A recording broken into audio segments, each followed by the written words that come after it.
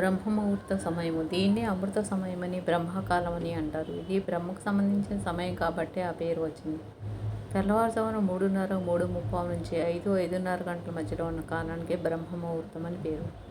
పూర్వం మహర్షులు, ఋషులు ఆధ్యాత్మిక చింతన చేసేందుకు ఈ పవిత్ర సమయాన్ని ఎంచుకునేవారట.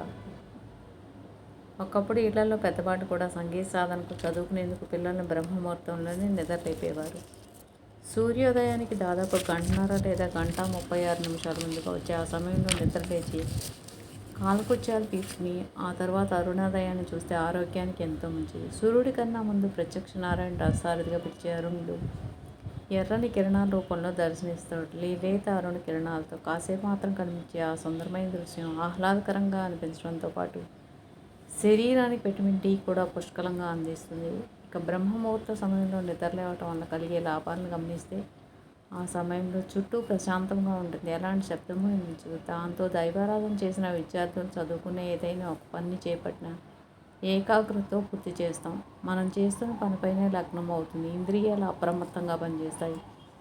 అన్నిటికీ మించి మెదడు పనితీరు చురుగ్గా ఉంటుందని శాస్త్రవేత్తలు చెబుతున్నారు.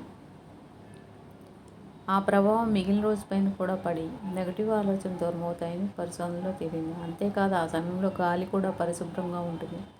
ఆ గాలిని పీల్చడం వల్ల శరీరం ఆరోగ్యంగా ఉంటుంది. ఒత్తిడి సమస్య కూడా అదుపులోకి వస్తుంది. వీటన్నిటి కారణంగా జీర్ణ వ్యవస్థ, జీవక్రియల పనితీరు మెరుగ్గా ఉంటుంది.